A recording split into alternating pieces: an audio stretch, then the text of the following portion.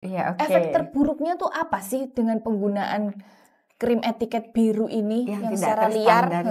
Kalau efek samping dari hidroquinone itu bisa menimbulkan yang bernama ochronosis. Kayak apa ochronosis? Ada Taruh fotonya sini nggak ya, ya? Jadi editor. ochronosis tuh nanti tuh gini Mbak, semuka itu ngalamin flek, tapi nggak sembarang flek, fleknya tuh yang warnanya hitam keabu-abuan. Oh, saya pernah lihat tuh. Sangat sulit Dihilangkan. diobatin. Laser dok? Sulit. Laser pun tidak menembus. Sulit. Ya Allah. Jadi mukanya merah, hancur, brudul, semua jerawat.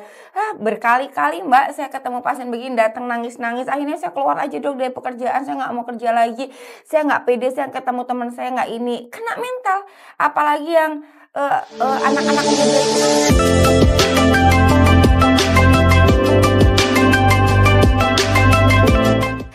Hai, ketemu lagi di BBD Belajar Bareng Dok Yun. Nah, di podcast kali ini nih Dok Yun kedatangan tamu spesial banget tuh. Yeay. Spesial pakai telur. Spesial pakai telur ya katanya ya. Masya Allah nih kita ngobrol-ngobrol santai aja ya. Ayo nih, pasti semua udah tahu kan Mbak Nia Nyonyo nih. Masya Allah. Alhamdulillah Mbak Nia Nyonyo pada hari ini beliau mau nih hadir untuk sedikit cicet ya, ngobrol-ngobrol ringan ya, gitu. Banyak yang mau aku tanyain ke Dok Yun sebenarnya. Ya, kita sharing-sharing bareng ya, supaya mungkin teman-teman di luar sana yang nggak sengaja nih nonton podcast ini gitu, biar bisa tambah ilmu, gitu ya Mbak Nia ya. Oke, nah. Jadi Mbak Nia, ini kan lagi ada huru-hara skincare ya, kayaknya di semua platform rame banget. Bener ya? banget. Gitu. Dokter ini ngomong ini, dokter B ngomong ini, dokter C ngomong ini ya. Terus ujung-ujungnya akhirnya ada yang bersatu, ada juga yang bersiteru gitu. Nah, sebenarnya aku sebagai dokter juga ada angin segar sih sebenarnya di skincare. Alhamdulillah nih masyarakat sudah mulai akhirnya tahu. Tetapi sebenarnya di satu sisi yang bingung dan yang dirugiin tuh siapa sih sebenarnya? Masyarakat juga. Pasti deh masyarakat bingung.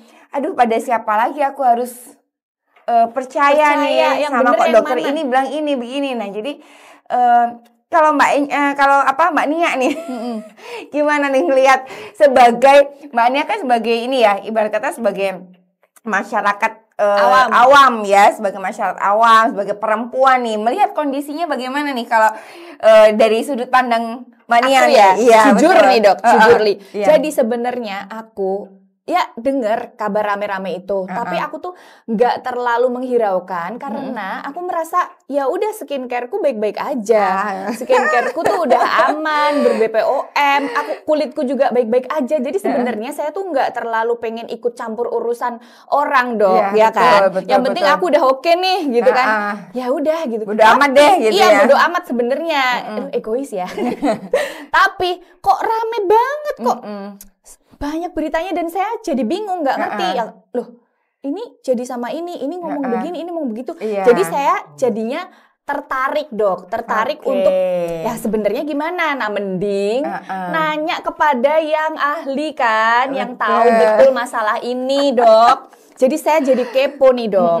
Kemarin tuh rame yang overclaim. Oke, yang pertama muncul di permukaan itu adalah kasus overclaim dulu. Iya, betul. itu saya dengar tuh. Ya, tapi saya nggak ngerti tuh khusus produknya apa tuh, saya kurang memahami. Ya, terus produknya Sipit gitu ya, yang di negara sana gitu ya, yang memang rame, yang katanya dia itu mengklaim bahwa mengandung niacinamide sekian persen. Ternyata ketika diuji laboratorium dan doktif ternyata hasilnya cuma 0,000 sekian ya. Dalam artian itu nggak ngefek gitu loh, udah nggak. Jadi cuma sekedar ya ada tulisannya doang niacinamide, tapi ngapain, nggak ada manfaatnya. Padahal dia ngeklaimnya ini sekian kali lipat. Ya, sekian kali lipat bisa mencerahkan, sekian kali lipat memutihkan, sekian kali lipat. Nah, itu kan jadi kayak gitu tuh kan bahasanya memang kalau aku bilang sih penipuan. Ya, kayak placebo nggak dok? Yes, contohnya misalnya gini deh, kamu bilang, ini aku jualan makanan nih, jualan vitamin nih. Ini vitaminnya mengandung vitamin C 500 miligram. Nah, vitamin C 500 miligram ini fungsinya bisa untuk menyegarkan badan, mencerah ini gitu kan. Ternyata ketika diuji boro-boro 500 gram, ketemu cuma sekian. Nah, kan jadi ini kayak kita makan permen aja dong, bukan makan vitamin. Nah, ya analoginya kayak gitu kan, berarti kan udah masuknya ke ranah penipuan dan merugikan customer, ya merugikan konsumen gitu, karena apa yang diklaim, apa yang disampaikan adalah ternyata tidak sesuai dengan isinya gitu. Kalau kasus overclaim begitu sih kemarin. Oke, dan nanti bisikin ya brandnya apa, Dok? Tapi nanti ya, itu gitu ya. Tapi kayaknya aku sih nggak perlu khawatir juga, aku nggak pakai, nggak beli-beli yang gitu-gitu. Betul. Terus, Dok, ada satu lagi, Dok, yang kalau ini tuh aku lebih kepo lagi karena aku pernah gitu. Oke, gimana? Kayaknya semakin seru ngobrolan kita ya. Yang krim beretiket biru atau label biru. Ada nggak krim etiket biru ya, di bawah nggak? Oke, terus?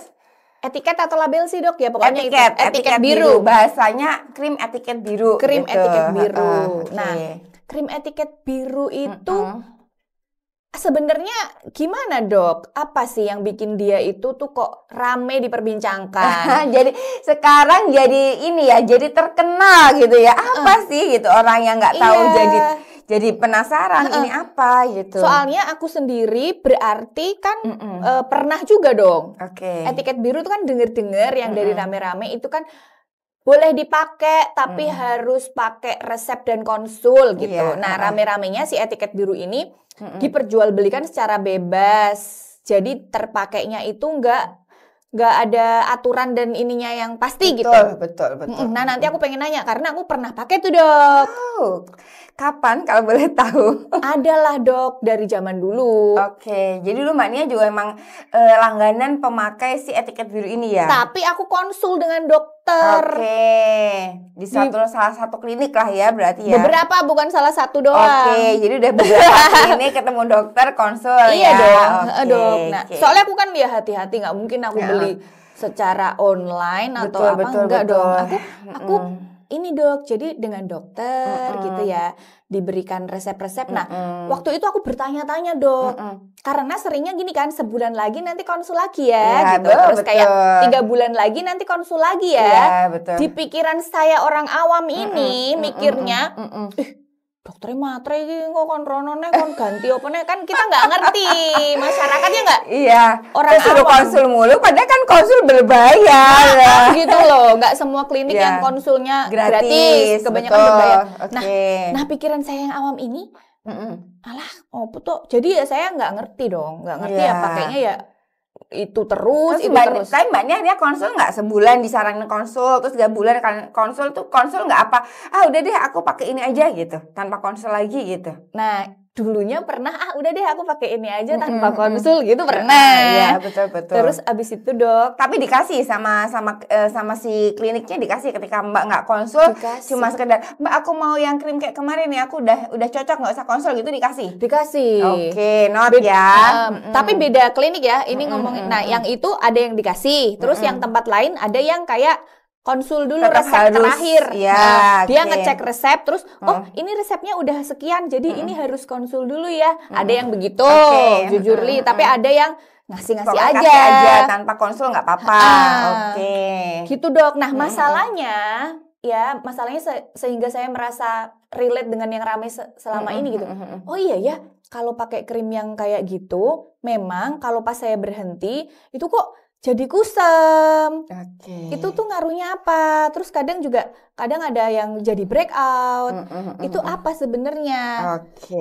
Itu juga yang akhirnya membuat saya mikir, kayaknya kalau nggak perlu-perlu banget, aku maunya pakai skincare yang aman-aman aja deh, yang bisa dipakai di segala suasana dan cuaca. Mau hamil, menyusui, melahirkan, nggak perlu repot-repot konsul gitu ya. Dok.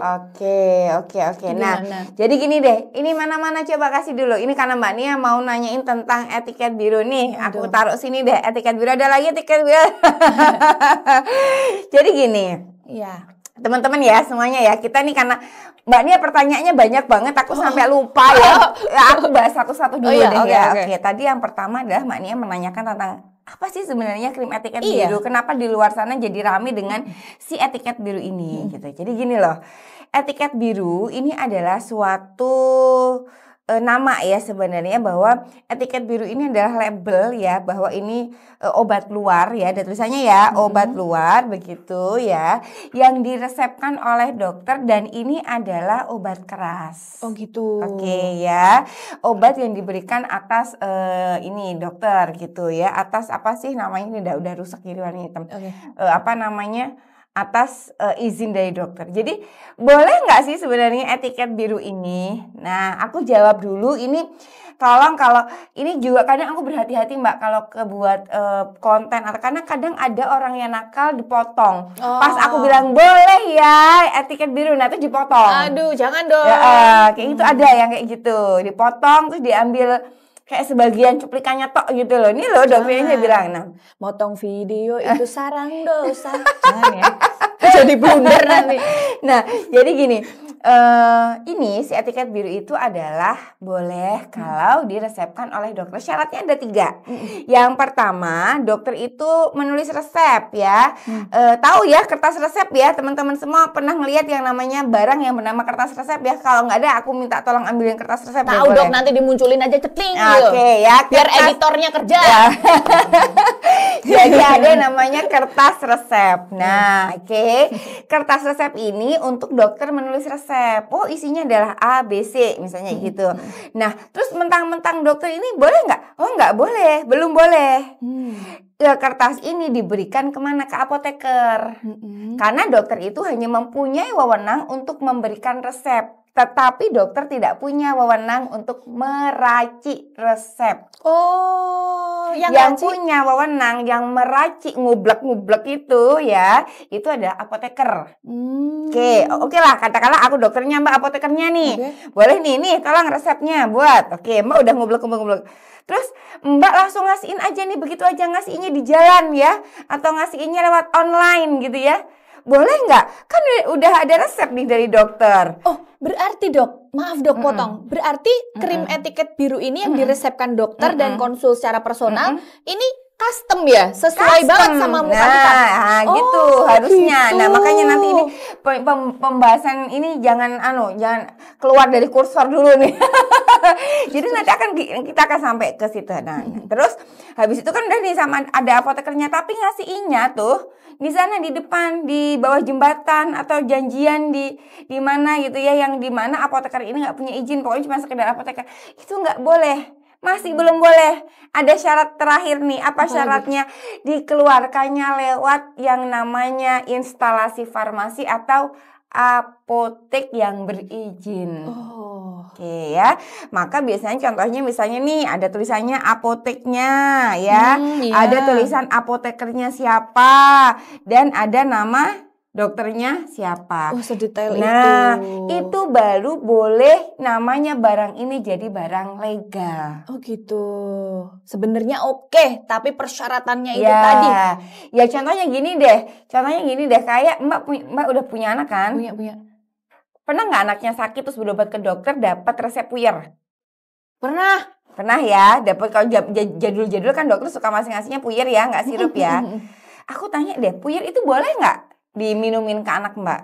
Boleh dong, orang dia sakit periksa ke dokter ngasih resep, diramu sama apoteker dan dikasihkan lewat apotek. Boleh? Boleh. Pertanyaan saya, boleh nggak itu barang puyer itu diminumin deh setiap hari sekarang? Enggak, kan itu ada antibiotiknya. Ada obat-obatan yang memang dipakai dengan kadar dan dosis tertentu bahasanya.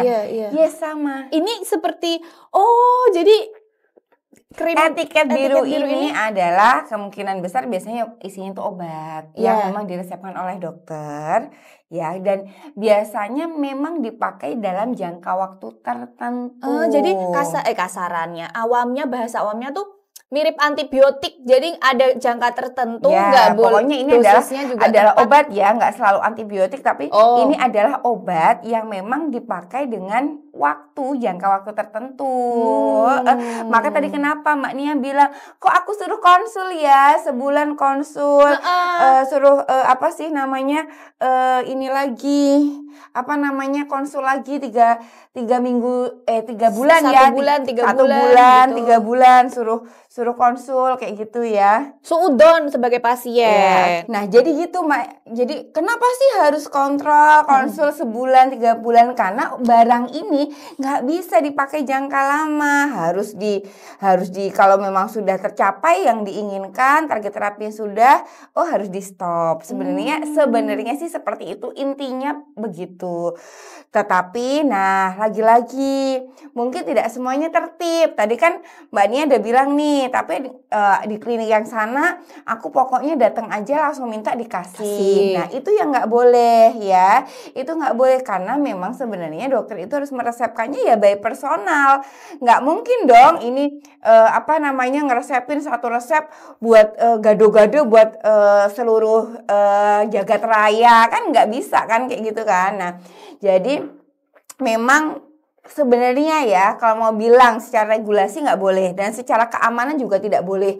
Kalau kita membeli produk ini tanpa konsultasi dokter dan langsung aja bilang ke CS, Mbak aku udah cocok nih. Biasa kan suka gitu ya orang ya, aku udah cocok nih, aku nggak mau konsultasi, apalagi kalau konsultasinya berbayar. Emak-emak tuh ngitung banget tuh mesti, nggak mau, jangankan berbayar. Kadang gratis, tapi kalau harus ngantri aja mama nggak mau suruh konsultasi lagi. Alih-alih mereka merasa mereka sudah cukup cocok dengan produk yang tersebut. Ini. Maka tinggal beli aja. Itu sama sekali nggak boleh. Karena memang produk ini sudah didesain sedemikian rupa tidak boleh dipakai jangka waktu lama. Oke, nah sekarang saya mau pembelaan nih dok. Okay. Dari sisi pasien, customer ya kan. Nih. Satu memang nih banyak banget dijumpai bahwa merasa udah cocok, tapi ada ketika kita ngeyel tuh nggak konsul, ini pengalaman pribadi juga nggak konsul, ngeyel dipakai berapa lama tuh lama-lama emang jadi nggak berfungsi ya kan. Nah jadi kita juga jadi ini kenapa nih gitu kan, terus nggak berfungsinya gimana tuh contohnya? Maksudnya kok nggak kayak kemarin awal dipakai langsung glowing, sekarang kok kayaknya B aja. Nah itu satu hal lain ya. Kemudian saya protesnya itu adalah karena kita sebagai pasien itu tidak diedukasi secara jelas kenapa harus konsul lagi.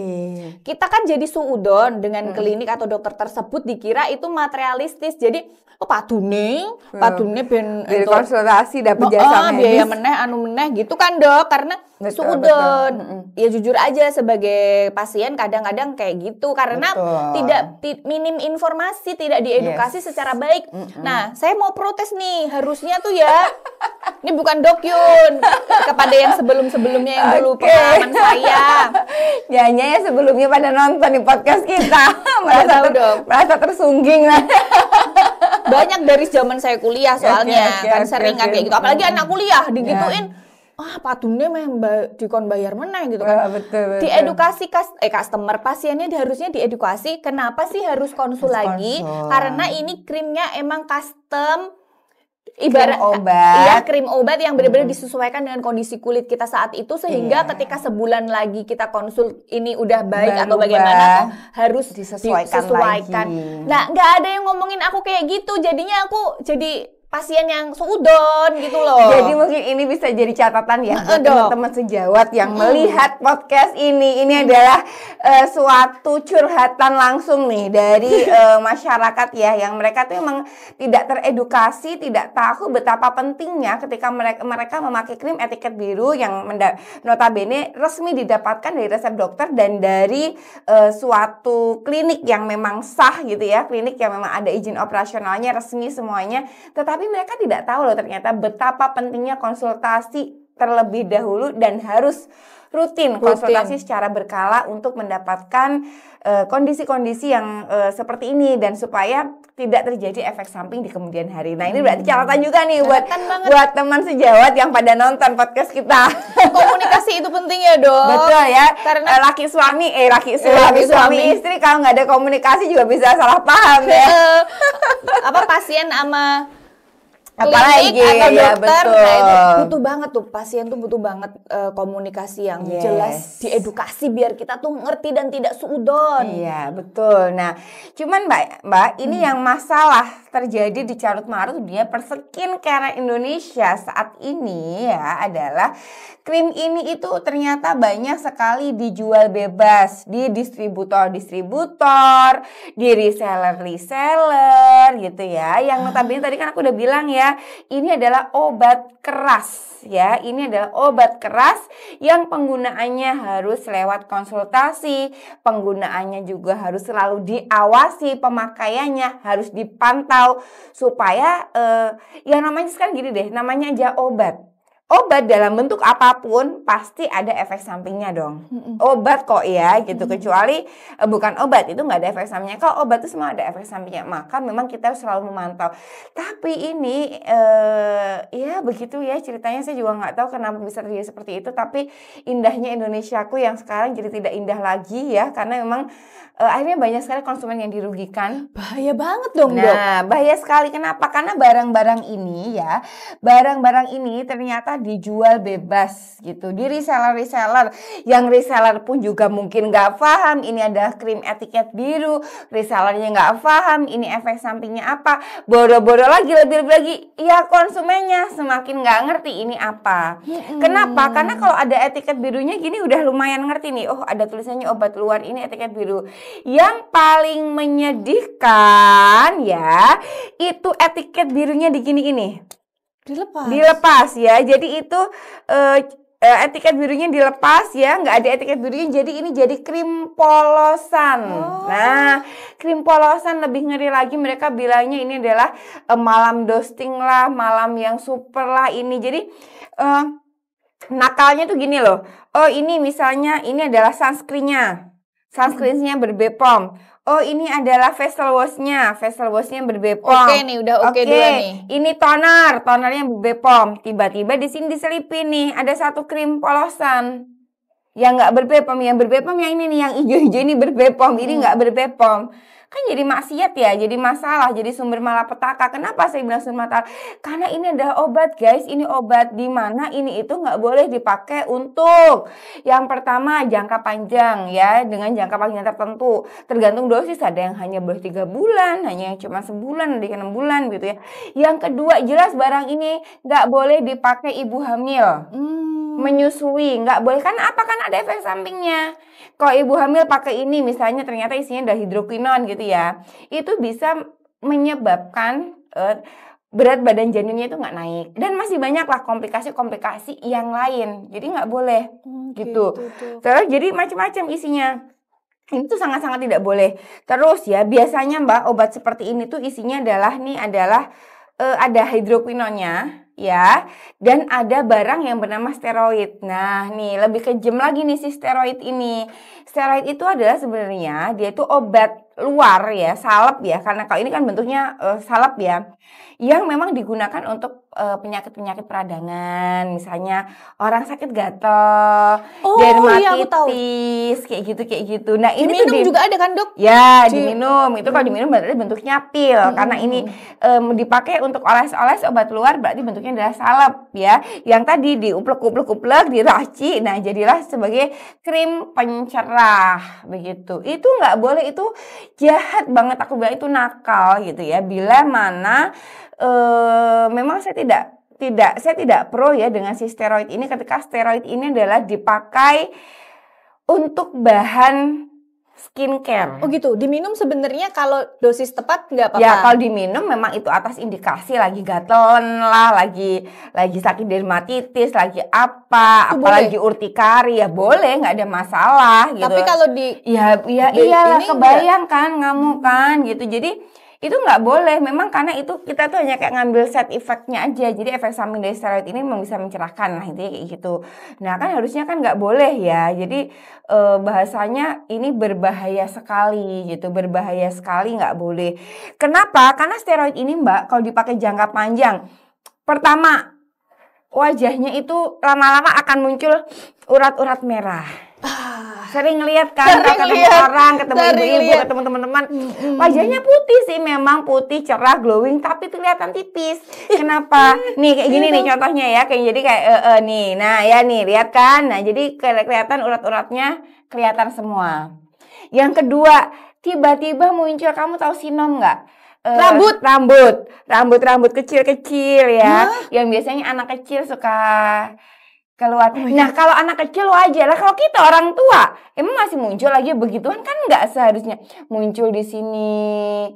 Tiba-tiba muncul bulu-bulu halus. Sebelumnya nggak ada tuh. Sebelumnya nggak ada. Tiba-tiba jadi muncul kumis-kumis, bulu-bulu halus gitu. Itu juga salah satu jadi efek sampingnya. Dan yang paling parah lagi nih, sekarang saya bilang Indonesia lagi gawat darurat.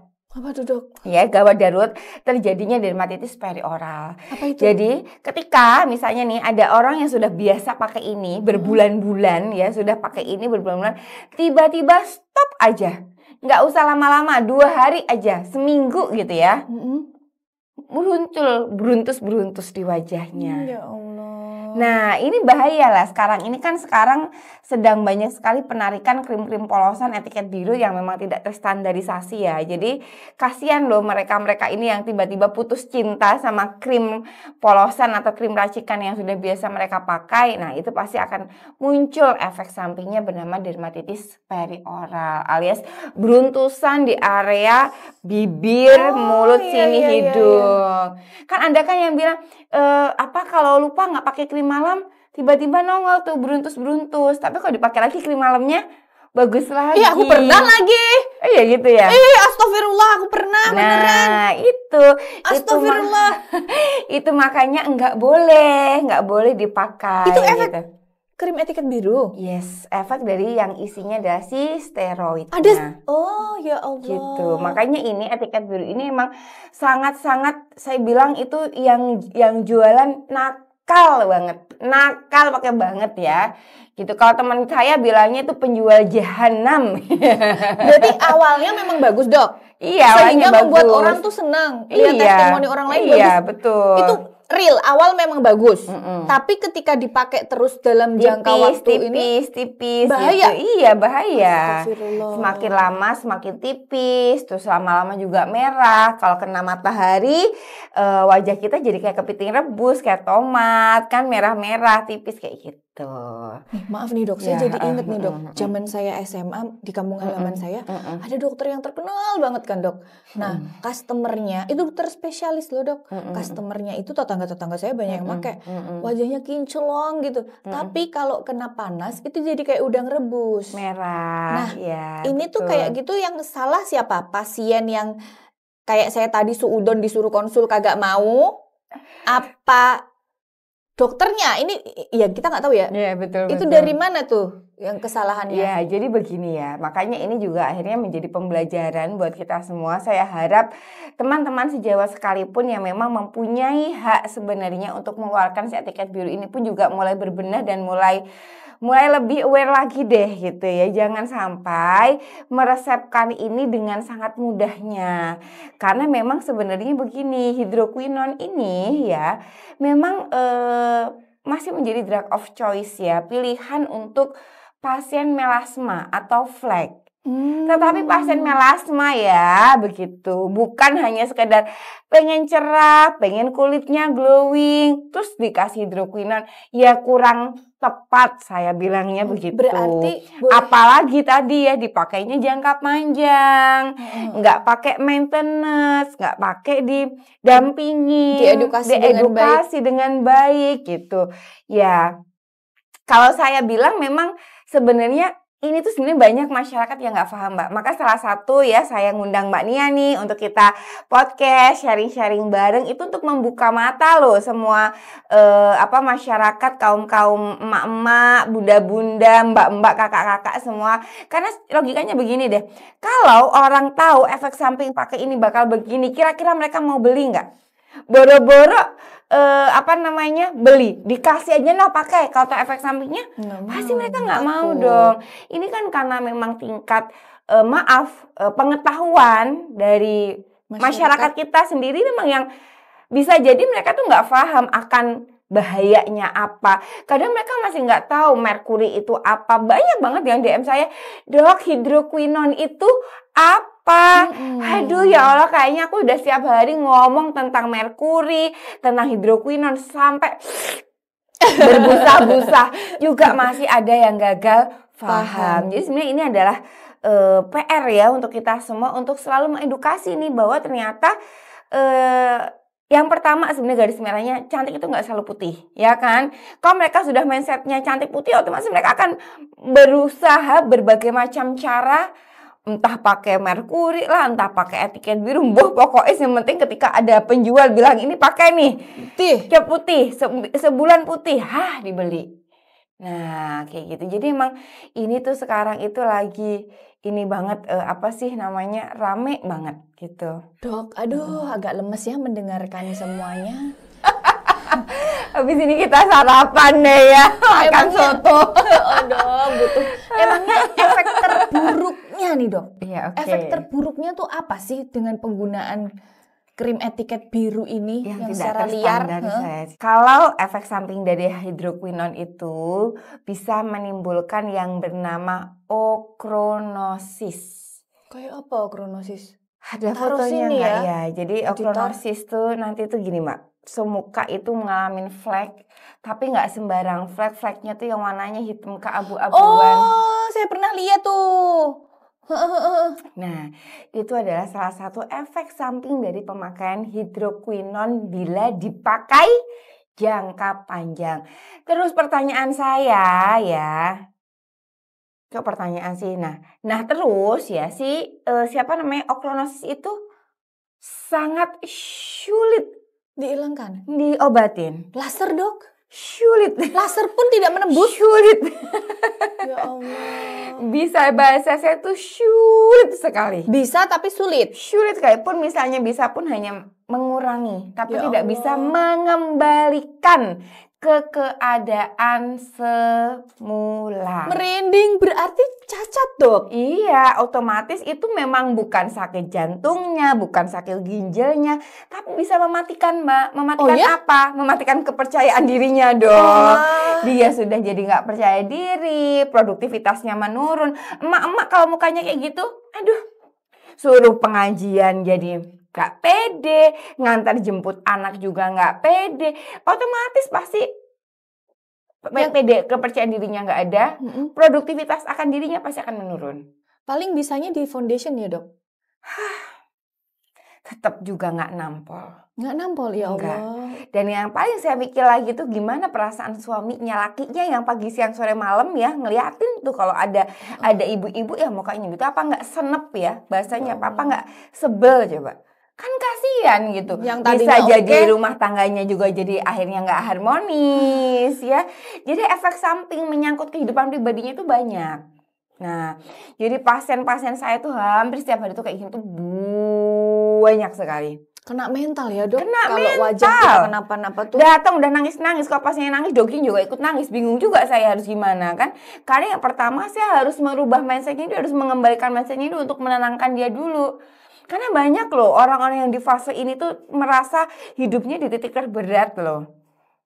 Oke, itu cerita mak-mak ya kalau pakai ini. Terus efek samping yang tadi steroid yang saya bilang ya, jadi mukanya merah, hancur, brudul, semua jerawat. Berkali-kali Mbak saya ketemu pasien begini datang nangis-nangis. Akhirnya saya keluar aja dong dari pekerjaan, saya nggak mau kerja lagi. Saya nggak pede, saya ketemu teman saya nggak ini. Kena mental.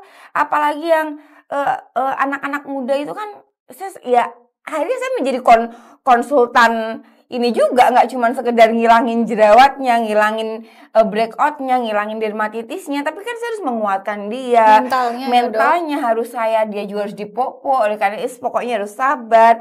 Bahasanya ini adalah fase memang terberat, tapi pasti mau nggak mau ini akan terlewati dengan indah. Coba HP saya tak mau jadi kayak gitu. Jadi suka sedih aja sih gitu ketika melihat yang model-model yang begitu itu, aduh ngeri lah gitu nih. Contoh ya nih kayak gini, nih coba kalau kayak gini, ini tuh sampai dia tuh nggak berani kerja, nggak berani ini. Terus nih pas ini tuh aku bilang ya mati nggak mati gitu. dia nggak sakit organ dalamnya, tapi sakit mentalnya. Nggak mematikan, tapi iya, membunuh dari dalam ya. Membunuh itu kayak gini tuh, coba. Coba Ya ini sampai kayak gini nih, sedih bibirnya, loh. ininya kayak gitu ya. Dan ini ribuan pasien-pasien Dokyun modelnya bentuknya tuh yang begini-begini nih, kayak topeng, kayak gini tuh kan. Nih kan bener kayak pakai topeng ya, gitu kan. Nah, nih sampai kayak gini. Ini kayak gini tuh. Ya Allah dok, aku jadi inget deh dok. Nih kayak gini kan. Ya jadi emang ya Allah ya Rabbi, emang ini tuh saya bilang sih memang jahat ya. Jadi emang aku terus ngajak Mbak Nia juga nih. Kan hari ini kan kita bintang tamunya nih ya, Mbak Nia nih. Ngajak Mbak Nia untuk bisa menjadi juga duta-duta kebaikan yang mungkin bisa men-share lah ya. Karena kan Mbak Nia ini kan seorang selebgram ya, maksudnya influencer lah ya, yang punya masa di sosial medianya, supaya sosial media jadi lebih bermanfaat. Mungkin bisa sesekali nge-share lah bahaya barang-barang seperti ini supaya mengedukasi masyarakat ibu-ibu di luar sana supaya lebih aware gitu. Lihat muka saya shock mengetahui kenyataan ini, wajah shock. Aduh, dok. Sebelum saya mau nanya lagi yang selanjutnya, mau cerita dok, seneng saya. Kita tuh punya jerawat tuh kan nggak pede ya kadang ya. Betul. Waduh dok, kemarin ini cerita terus story nih. Demi Allah, bahkan demi Allah beneran. Aku seneng banget kemarin. Jadi emang periodeku tanggal-tanggal sekitar 18, 19 itu udah mendekati. Saat ini juga lagi period nih dok. Nah, itu muncul jerawat Besti. Pertamanya di sini. Di sini is okay. Aku masih agak ketutupan. Sampai dia nongol. Karena aku abaikan. Aduh, udah nongol. Ya udah deh aku kasih. Apa dok? Serum dermatik apa yang biru? Dermabiotik acne serumnya Amiza sama yang serum totalnya. Yang putih itu langsung tak kasih. Langsung tak kasih. Enakan kering. Terus tiba-tiba mimpi buruk mau nongol 2 di sini. Kita kalau mau jerawatan kan kerasa ya. Iya, agak-agak pegel-pegel gimana gitu. Gawat nih, kayaknya nih jerawat nih. Kalau mau mens tuh aku selalu gitu tiap bulan, Dok. Habis itu, wah gawat banget, langsung aku oles lagi, Dok, di sini. Dua-dua. Kalau misalkan agak hilang, aku kasih lagi. Ya, aku kasih terus, pokoknya aku berusaha. Ya Allah, alhamdulillah. Ini tanggal berapa nih? 23, 22. 23 ya. Tidak jadi muncul, hilang. Yang di sini juga udah kering hilang. Padahal itu kemarin tanggal 17, 18 tanpa gitu. etiket biru ya, tanpa etiket biru, tanpa krim-krim obat ya, tanpa krim-krim racikan. Sebenarnya banyak modalitas yang bisa dimanfaatkan untuk menjadi zat aktif ya untuk berbagai masalah kulit tuh banyak sebenarnya. Jadi memang ini mbaknya juga membuktikan kan ternyata tanpa etiket biru, tanpa obat keras, tanpa krim racikan, so far so good kok gitu. Kempes lagi alhamdulillah sambil tak oles sambil berdoa ya Allah, semoga jangan ya Allah nongol 2 di sini bagaimana? Mau syuting, mau apa wejian syuting. Kayak iya kan, tapi kan lebih ngerasa sehat nggak sekarang kulitnya? Ngerasa sehat dan pakai yang serum-serum dari Amiza yang tidak ada etiket birunya itu juga nyatanya berfungsi. Iya. Mbak mau lupa sehari, 2 hari, seminggu nggak pakai, nggak terikat, gitu. Bodo amat, boleh aja, nggak apa-apa, nggak akan menimbulkan beruntus-beruntus. Jujur Li, soalnya kadang suka lupa dok, malam gitu kan suka lupa. Terus dok, capek gitu ya. Nih wajah aku Besti. Tapi memang aku ini ya maintenance dong, sebulan sekali treatment di Amiza. Betul. Facial itu wajib, terus yang lain-lainnya itu sesuai kondisi. Kadang di salmon DNA, itu mantep banget. Cetar di laser, di macam-macam itu sesuai kondisi aja. Tapi yang paling penting sebulan sekali aku facial. Ya, judulnya adalah skincare. Skincare itu adalah berarti kan merawat kulit ya, bukan malah justru merusak atau mengobati, itu enggak gitu. Makanya buat teman-teman mungkin di luar sana ya, sekarang mulai deh yuk lebih bijak lagi, lebih lagi mindset kita tentang apa sih artinya hakikat putih, itu dibenerin lagi bahwa ternyata cantik itu nggak harus putih gitu loh. Kamu cukup menjadi apa adanya diri kamu sendiri, bangga dengan apa yang sudah Allah anugerahkan ke kita gitu ya. Dengan cara apa ya, dirawat yang benar dong, jangan justru dirusak kan gitu. Itu sih sebenarnya supaya teman-teman yang lagi nonton podcast ini semuanya jadi lebih bijak, lebih aware ya Mbak Nia ya. Supaya nggak sembarangan, nggak asal tergiur dengan janji-janji manis mulut si para penjual-penjual nakal yang ngomong seminggu putih, sebulan putih. Itu. Nah dok, kalau udah terlanjur pakai, iya, cara lepasnya gimana dok? kalau sudah terlanjur pakai ya tobatan nasuha. Caranya dok? Hijrah, tobatan nasuha, semua ambil ya, buang ke sana langsung. Buang ya gitu, buang jauh-jauh ya. Langsung seketika dok? Kalau saya sudah nggak ada ampun, buang langsung ya. Nggak bertahap gitu? Nggak ada cerita bertahap, pokoknya langsung buang. Setelah dibuang, yang pertama segera cari dokter yang kalian percaya. Yang dimana dokter itu adalah pro ya, yang memang fokus tidak mau memakai bahan-bahan racun ya, tidak mau memakai bahan-bahan toksik ya, karena bahan-bahan racun tersebut balik lagi akan sangat merugikan konsumen ya. Cari dokter yang terpercaya, lalu konsultasikan dengan benar.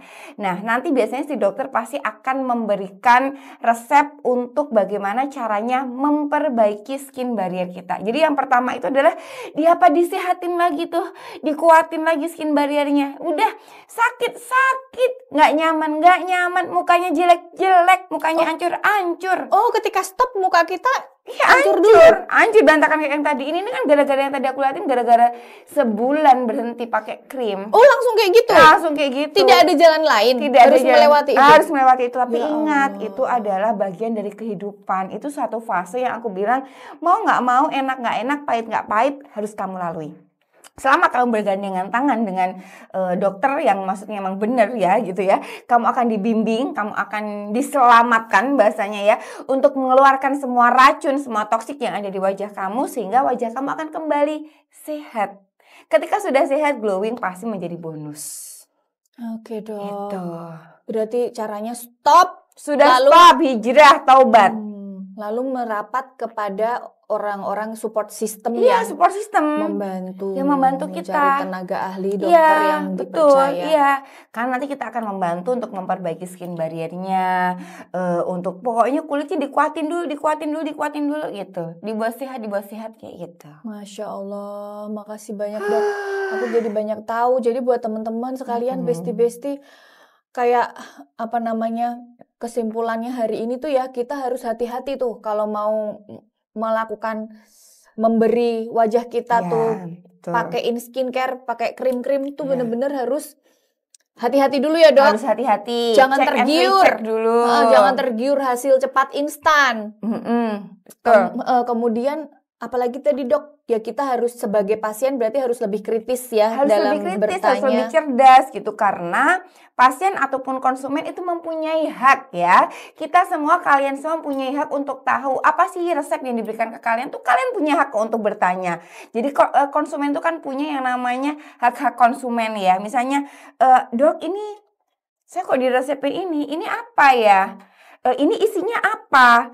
Ini berbahaya nggak? Kalian boleh tanya. Dan bagi dokter yang ditanya juga jangan emosi juga gitu. Kalau misalnya ada pasien yang akhirnya jadi lebih kritis, lebih nanya-nanya, ya harus dijawab. Jangan udah pokoknya ini pakai aja, ini resep dari saya pasti bagus. Nggak juga gitu ya. Mungkin dokter-dokter di luar sana juga harus mempunyai banyak waktu ya, nggak bisa juga dokter kayak dulu juga gitu. Maksud saya bilang untuk teman-teman sejawat, pokoknya asal pakai gitu juga nggak bisa. Dokter-dokter yang sekarang juga harus lebih beda lah eranya ya.